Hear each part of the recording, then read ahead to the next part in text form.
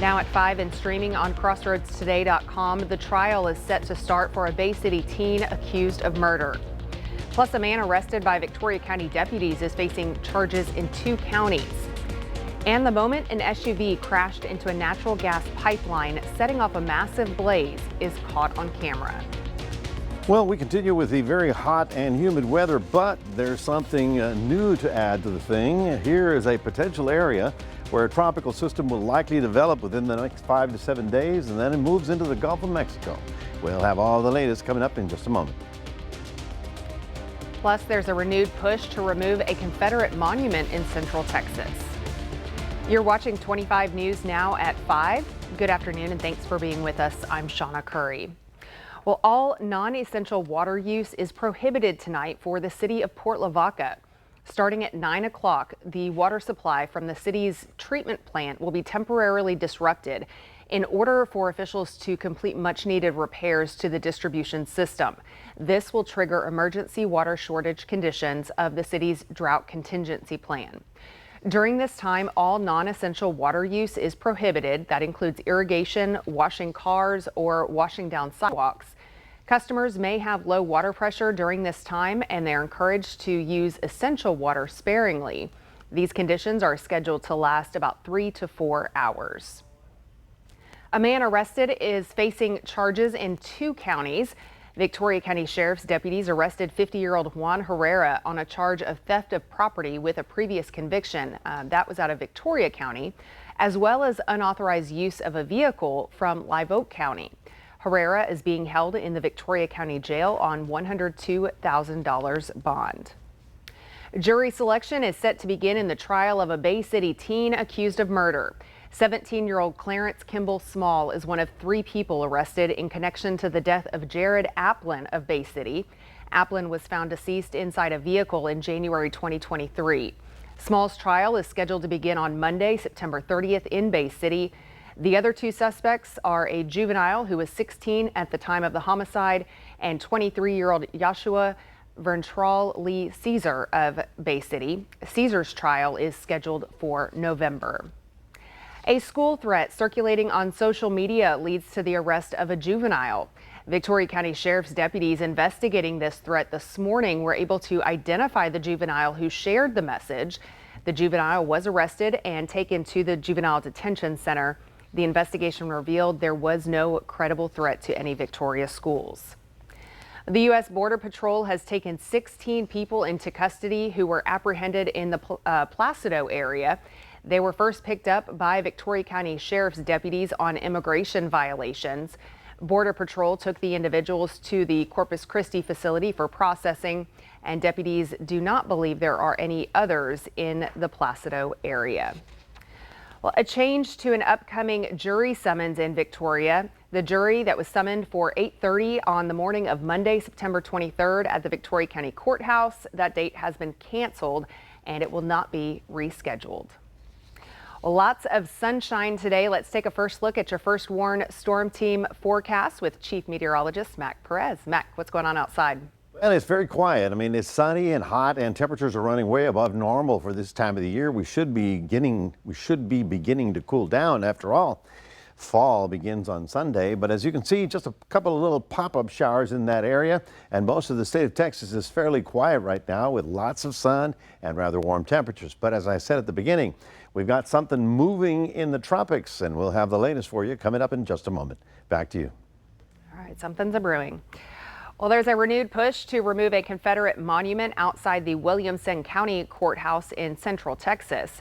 The efforts began in 2018 and gained momentum after George Floyd's death in 2020. Now, civil rights advocates are urging officials to revisit the issue. While some residents say the monument is part of their heritage, others argue it represents a painful past. A Muslim civil rights group has joined the call for its removal, saying the statue continues to hurt people of color in the community. So far, county leaders have not taken action. A pipeline fire that forced hundreds of residents to evacuate in suburban Houston is burning for a 3rd day with no clear end in sight. Now, new video shows the moment an SUV crashed into the natural gas pipeline, igniting that massive fireball. Here's Matt Doherty with a look. It's definitely one that can raise some eyebrows. Devin Boone is a dispatcher with Total Marine Transportation based in Greens Point. Yesterday morning, one of Devin's drivers was making a routine stop at a business in LaPorte across the street from the Walmart. The transport van parks in front of the business and the driver goes inside, followed by the passenger, who you can see here in the reflection of the window. The van's cameras keep rolling. The time is 9:45 a.m. Once the red truck passes is when you'll see the car barreling towards the pipeline. And then flames shoot hundreds of feet into the air. Officials told us yesterday the white vehicle first drove through a fence, then ran into the liquid natural gas pipeline's above ground valve. Watch the video again. Very high rate of speed. I won't go as far to say that it was deliberate, but it was definitely, I mean, I don't know if there's a way to clock it, but it looked like they were going 65, 70 miles per hour. Devin's driver and passenger ran out of the building after they heard the blast and tried to make it into the van, but couldn't. She said it was just simply too hot. The heat was too intense, so she took the crew member with her and they ran away from the explosion. The van was left behind across the street from the fire. When we were finally able to retrieve the vehicle later on that yesterday, a lot of the plastic had been compromised from the heat. This evening, we were able to get a look at the van. The exterior is covered with soot. Inside, the plastic overhead air vents are melted, giving a sense of how hot that fire was, even at a distance. But what you don't see in the video is anyone getting out of the vehicle that crashed into the valve. It remains at the site and burns. Neither the city of Deer Park nor police are giving any information about who they think was behind the wheel of that white SUV or whether that driver survived. The Tarrant County GOP sought an election advantage with a failed effort to shutter college voting locations. You can read this full Texas Tribune article by visiting our website, crossroadstoday.com. Union Pacific's Heartland of America tour travels to Texas. The Big Boy locomotive stops in Gilmer. Then the historic engine will arrive in Dallas today for a private Union Pacific event. And from there, it will travel to Mejia, Navasota, Hempstead, and Houston. Built in 1941, the Big Boy is the world's largest steam engine with only 25 ever made. The Big Boy will be on display, public display that is, in Fort Worth for several dates in October before moving north to Oklahoma and Kansas. Here are some of the top headlines that you can read in the Port Lavaca Wave. Calhoun County Commissioner's Court finalizes agreements for a combined dispatch center, plus an appeal filed by Downs' attorney after a murder conviction citing new evidence. Again, you can read those stories and more in the Port Lavaca Wave at portlavacawave.com. And remember to subscribe to our YouTube channel, Crossroads Today. While you're there, hit the like button and click the notification bell to be alerted when we upload new stories. Stay with us. Straight ahead on 25 News now at 5. A new phase of war declared after a second wave of electronic device detonations in Lebanon. And also ahead, an Ohio town deploys multiple measures because of threats linked to Trump claims.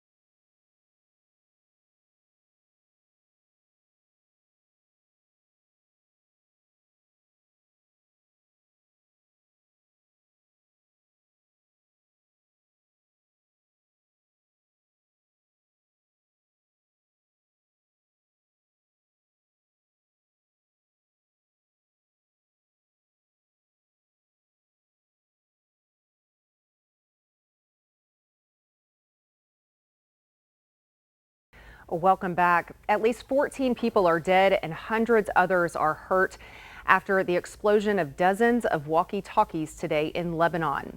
A security source says there were about 40 blasts total. These explosions come almost exactly one day after the near simultaneous detonations of Hezbollah pagers, which caused multiple deaths and thousands of injuries. Hezbollah officials say they will respond to Tuesday's incident, which they blamed on Israel. And here's a look at today's viewer poll. After Israel's intelligence operation targeting Hezbollah's communication devices, do you think the explosions will create fear that other devices could also be compromised? Yes or no? Scan the QR code there on your screen or log on to crossroadstoday.com/vote. We want to hear from you. Looks like right now it's about 70, almost 80% of you say that you do think that this could cause fear of similar attacks or similar instances happening in the future. But continue to vote. We'll have the latest results for you on 25 News Now at 6. Well, state troopers, tower cameras, and bomb detonation dogs are being deployed in Springfield, Ohio, after dozens of bomb threats there have poured into the community. The threats are linked to now debunked claims at last week's presidential debate by former President Donald Trump about Haitian immigrants stealing and eating pets. Sherelle Hubbard has the story. Former President Donald Trump may have been trying to score political points on immigration. In Springfield, they're eating the dogs. But after that inflammatory statement that has been debunked as a rumor, schools, universities, and city buildings in Springfield, Ohio have received at least 33 bomb threats, according to officials, although the number of threats dropped drastically on Tuesday. I think we're going on 5 or 6 days of continuous threats. The state's governor, Republican Mike DeWine, said state troopers will sweep each of the district's 17 school buildings before classes start and will remain on campus throughout the day to provide security. Teachers also, though, told us that the kids had a tough day yesterday. I think they used the term as a rough day. DeWine says 2 colleges and 2 elementary schools shut down in-person learning Monday after receiving separate threats. Some residents say the baseless rumors are hurting people in the community. I'm embarrassed the way we've treated the Haitians, honestly. I wish he can be apologized for what he said, because we have children. Former President Trump was asked if he would denounce the threats over the weekend. He did not walk back his false claims of cats and dogs being eaten in Springfield. I don't know what happened with the bomb threats. I know that it's been taken over by illegal migrants. I'm Sherelle Hubbard reporting.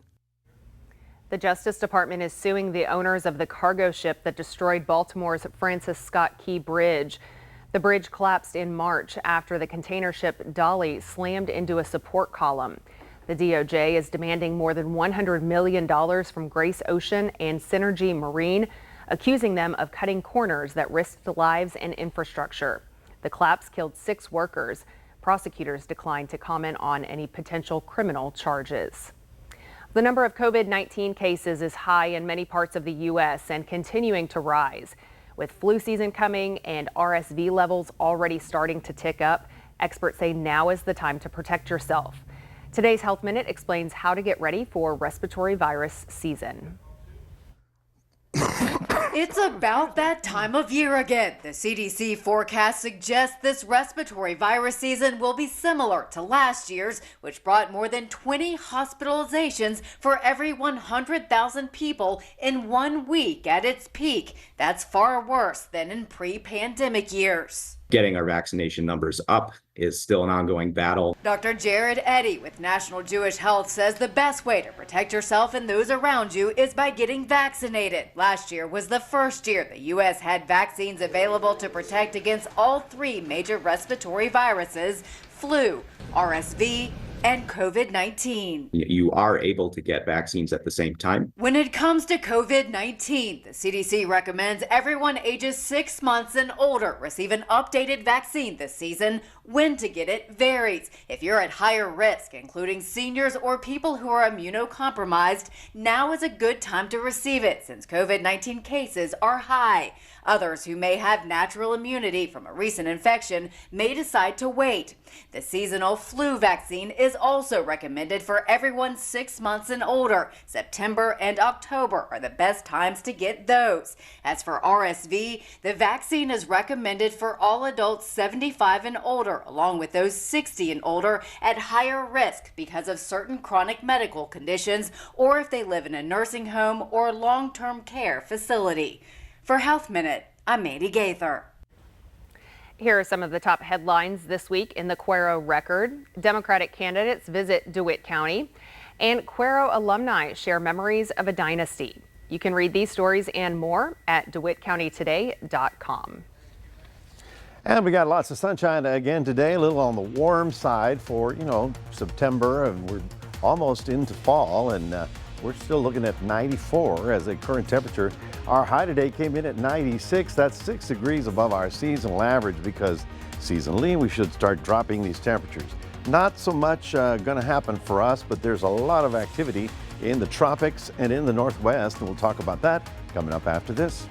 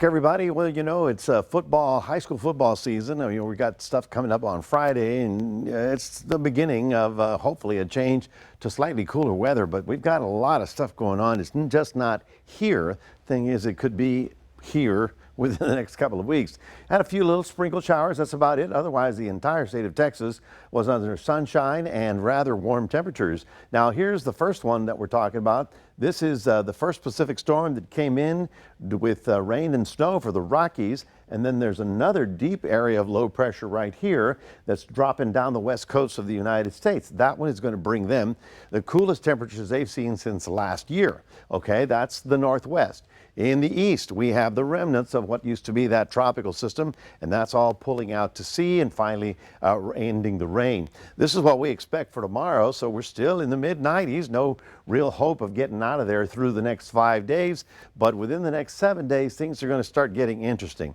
This is where the old system fell apart, tropical system number 8. This is where all the moisture is. But as I mentioned yesterday, we started looking at this area of low pressure out in the Caribbean. This is a Yucatan Peninsula. There's Cuba right about there. As of today, more computer models are coming into agreement that this is going to become the next tropical system. This would then strengthen on the 24th and 26th, which is this coming weekend, and then it goes into the Gulf of Mexico. Now, I don't want you to get too worried about it, because at this point in time, it looks like Florida Panhandle is where it's going to come in ashore, but obviously that's just my opinion looking at all the models. The official hurricane forecast will be out later on. Also out in the mid-Atlantic, we have what used to be Gordon. Looks like it's going to re-strengthen, but not affecting us. This is the one that's going to be, shall we say, something to watch over the next 5 to 7 days. And it looks really that once it gets into the Gulf of Mexico, it's really going to strengthen rapidly.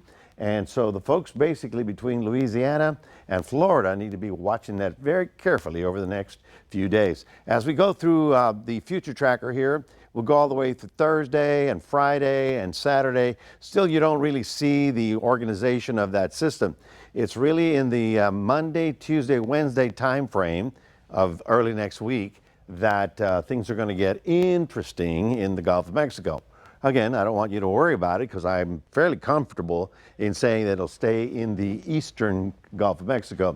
So for tomorrow, 1 or 2 sprinkle showers possible. Otherwise, another warm day, getting up to 90 in Port Lavaca, 95 the high in the Cuero area. No showers there expected. And your 7-day, well, it's pretty quiet, looking mid-90s right on through the weekend. And at 7:43 in the morning exactly, fall is going to arrive. Isn't that great? We'll still be in the 90s all the way through next week, with just a few little garden variety showers in the afternoon. That's your 7-day forecast, reminding everybody we do have a QR code. Love for you to scan that with your phone and put Crossroads a Day on your cell phone. We'll toss it back to Shawna. All right, if only the weather would change right at that exact time, too. Well, coming up next on 25 News Now at 5, we'll take a look at your stocks. Plus, the Federal Reserve cuts interest rates, how it could potentially bring relief for borrowers nationwide.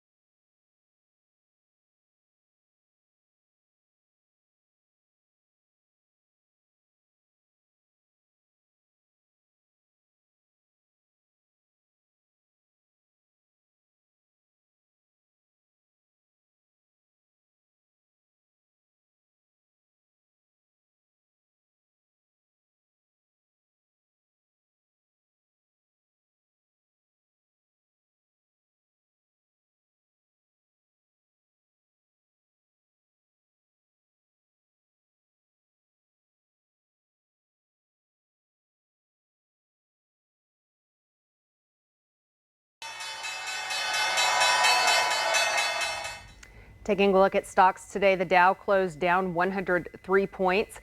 The S&P 500 was down 16 points and the NASDAQ down 55 points. Oil closed down $1.06, closing at $70.15 per barrel.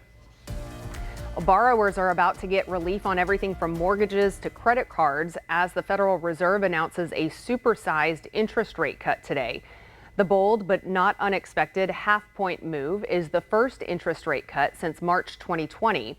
It marks a crucial milestone in the central bank's historic inflation fight, which kept rates at a bruising 23-year high for more than a year. Only one Federal Reserve official voted against the half-point cut. Boeing is furloughing executives and non-union workers as 33,000 union members strike. The company's CEO told employees that furloughed staff will keep benefits and work 3 weeks out of 4. U.S.-based executives and managers are largely affected, but 787 Dreamliner production at the South Carolina non-union plant remains unaffected. Boeing also implemented a hiring freeze, cutbacks on travel, and reduced vendor purchases to conserve cash. Well, stay with us. When we come back, we'll take one last look at your forecast. Plus, a police officer delivers more than just service after arresting a DoorDash driver. And now here's a look at what's coming up on World News Tonight, right after 25 News Now at 5. Coming up tonight, breaking news, the deadly explosions one day after pagers detonated. Today, our team at a funeral when walkie-talkies began exploding with deadly force. And the Delta flight, the emergency landing, reports passengers bleeding from their ears. We're next.